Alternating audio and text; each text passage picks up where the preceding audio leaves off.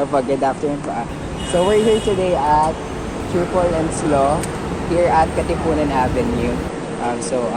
Please introduce yourself po. Name lang po. Clark.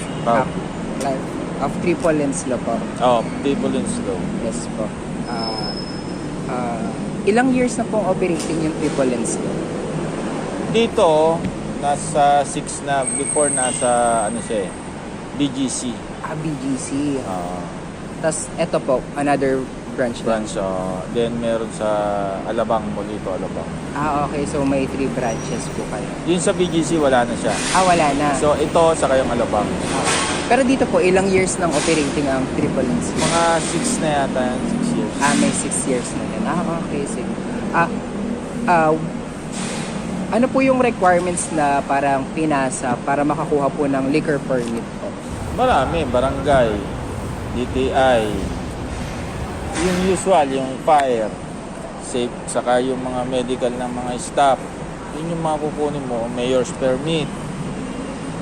Yun yung mga kukunin mo para makakuha ka ng liquor's permit. Okay, sige. Salamat. So, madami po talagang permit marami. na kayo. Ayan. Nung nag-require po ba kayo, bago kayo maka-secure ng permit, parang bago siya mabigay sa inyo, may mga naging challenges po ba or problems? Meron. Kasi yung unang-una, kukuha ka ng mga requirements, kailangan kumpleto lahat. Halimbawa, sa barangay, kung ano yung requirements nila, syempre, magbabayad ka. Pagdating sa munisipyo, sa fire, kailangan yung establishment mo, may fire extinguisher siya, o yung sprinkler, yung mga ganyan.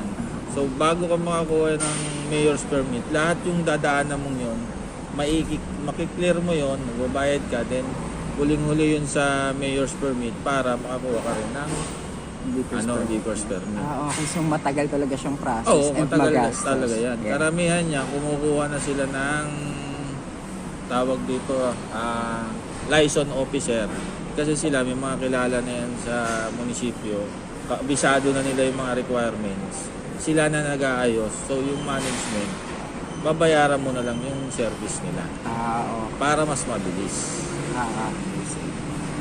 Ngayon po, since meron na kayong permit, operating na yung bar, may mga, ano po yung mga common violations na na-encounter niya dito? What kind of violation? Kunwari po, yung pagka magsisell kayo ng liquor sa minor, parang paano nyo naiiwasan yung issue na makapagbenta kayo ng alak sa minor? Number 1, meron kang paskil. No liquor on minor. Kahit sa sigarilyo, ganun din. Second, bago sila pumasok dyan, kung mag-iinom sila, hihingi mo ng ID. Ayun, ID. Identified nila ID, SM, o yung student ID na naka-indicate kung kailan sila pinanganak. Pag hindi pa 18, tinatanggihan na talaga. hindi pwede. Kasi pag nangyari na lasing yan, may nangyari dyan at nagreklamo magulang, liable ang establishment doon. While, kung kasama ang magulang at granted ng magulang na sagot niya yung anak niya, nag-inom siya, sagot niya na yon. Okay. Pero kung tutusin sa by law, hindi pa rin pwede. Pero kung ang magulang game siya, bahala siya sa... So kapag may minor, as long as merong supervision na matanda o kaya may... Halimbawa, yung mga 18 na. Yan, may supervision, may isang naligaw na 17. May supervision ng magulang kasi sila na ang bahalang mag-handle sa anak nila. Okay. So, okay. Kumbaga, may letter yan na consent o by contract, mag-uusap tayo, consent ng magulang na pinapayagan niya yung anak niya. Pero kung wala, hindi pwede. Okay. Thank you po dyan. Ngayon naman po, sa inyo po, ano po ba sa tingin niyo yung importance ng pagkakaroon ng liquor permit? Siyempre, yung mga iinom, drink responsibly. Kasi kung minor, hindi pa nila kaya yung iba na nagiging over yung inom nila. Kung ano yung ginagawa nila, hindi na nila alam. Well, kung nasa hustong gulang ka na, at least kaya mong i-handle yung sarili mo. Kung ayaw mo na, huwag ka mo nang pilitin. Pero kayo po ba dito, pagka po ba may liquor permit, parang mas madami ba kayong pwedeng alak na ibenta? Ganun? Oo.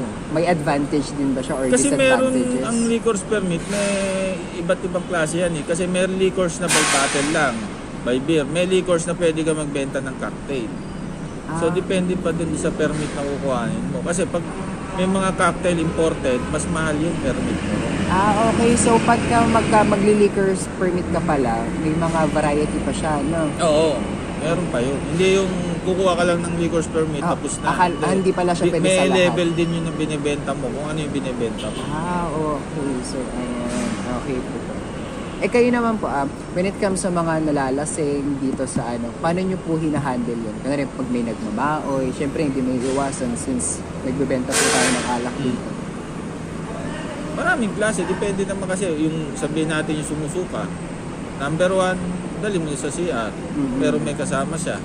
Hindi mo naman pwede, linisin mo lang yun. Then kausapin mo, yung ibang restaurant, ang ginagawa nila, pag sumuka ka, bayaran mo yung maglilinis. Oo nga, yeah. Kayo po ba Ganon. dito? May ganun din kayo? Hindi ganyan ang policy natin. Iba naman, kanya-kanya naman policy yun. Yung iba, pag lasing na, itabi mo na, huwag mo nang painumin.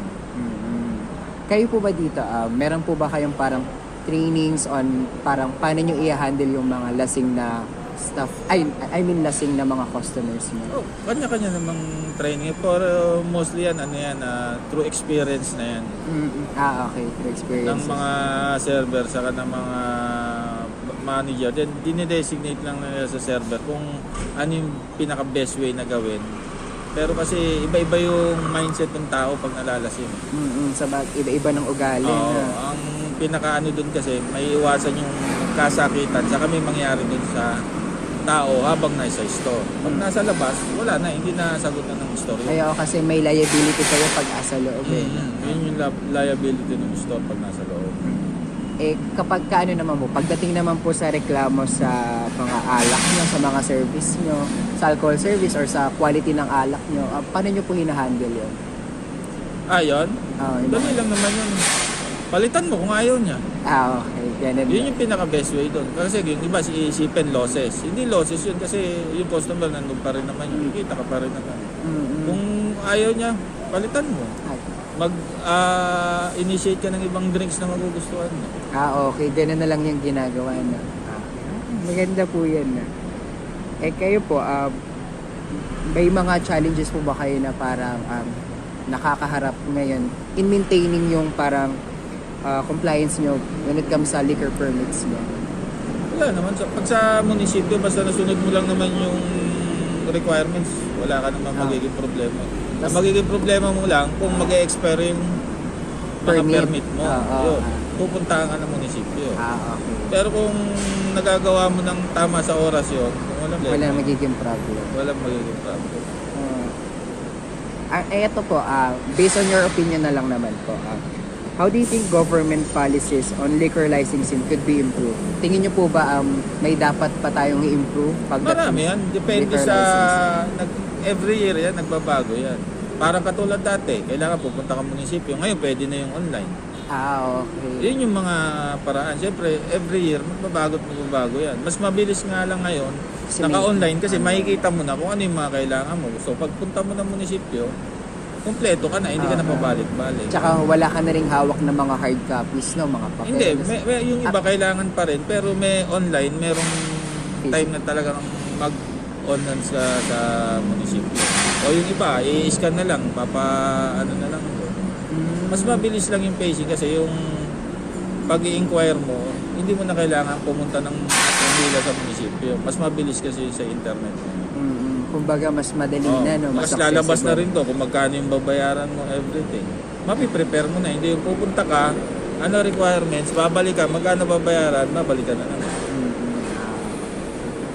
Thank you for that. Ngayon naman po, may ma-advise po ba kayo sa mga aspiring bar owners regarding sa legal and ethical responsibilities pagdating sa alcohol service? Doon kailangan well-trained yung staff mo saka yung bartender mo, syempre. Hindi lang naman mix ka lang ng mix mo. Pag nagkamali ka ng mix, pwedeng sumakit ang customer mo, may affect sa nila yon, sa body nila. Or kung sobrang tapang, bangag naman ang aabot. Kaya depende dun sa magiging mix mo. So dapat no, may trained staff sila, maingat sila, at alam nila yung binebenta nila. Siyempre, Ah, kahit saan naman, kailangan yung knowledge mo doon sa product mo, kailangan alam mo. Paano ka magbebenta ng isang bagay na hindi mo alam yung ibebenta? Kahit sabihin mo lasa lang, hindi mo alam. sa bagay. So, yun lang po. Salamat po. Thank you po.